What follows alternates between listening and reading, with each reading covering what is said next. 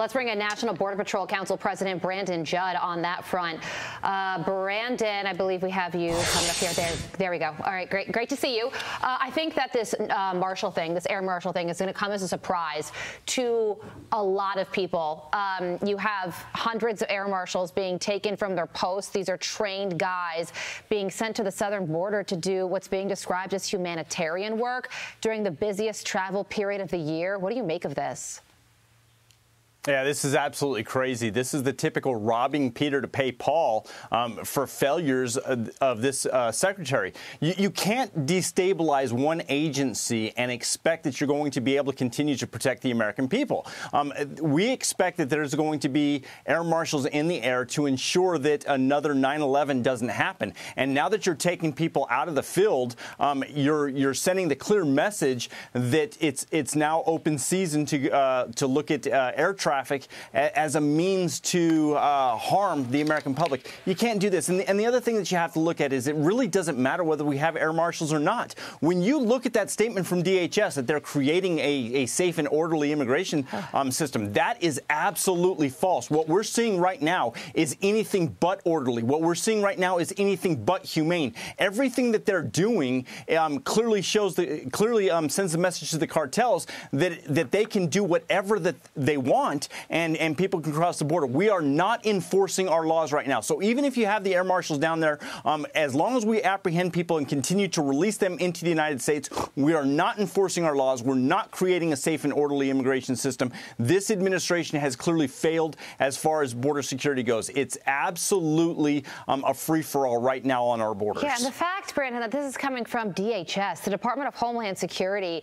The department was created after 9/11. Now you have Mayorkas sending air marshals to the border, taking them away from their posts to do what they weren't trained for, administrative and humanitarian work. So how far have we really come over the past 21 years since 9/11 happened? And also, so where is he on that? And also, where's Transportation Secretary Pete Buttigieg? You have to wonder if he's pushing back on this as well.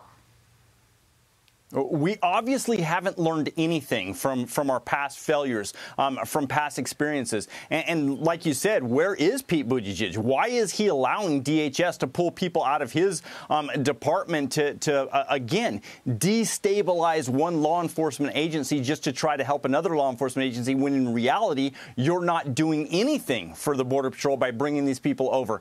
We have got to have policies and programs. That is what's going to secure the border, not pulling more people from one agency over to another agency. If we had the proper policies and programs, we could in fact secure the border. You know, the problem is the other night I was on a midnight shift, and every single one of our agents, we were performing administrative duties rather than patrolling the border.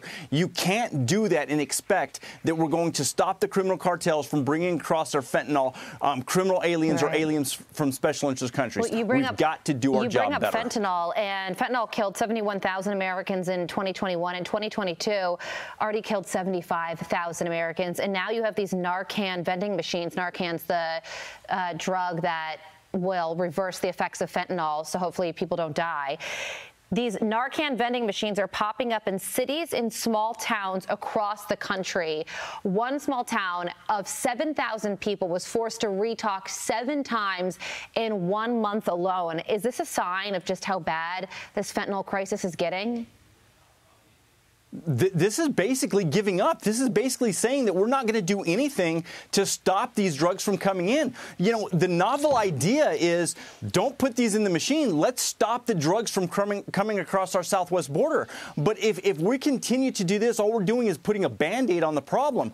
We have got to go in and we have got to go after the criminal cartels. We have got to go after their enterprise. We have got to go after their profits. And if we were to do that, we would save the lives of thousands of American citizens on a daily basis. Instead, what we're doing is we're clearly showing the American people that this administration does not care about their lives, their safety, and the security of everybody here in the United States. You're absolutely right. It would be better not to have the fentanyl in the country to begin with than need these vending machines at all.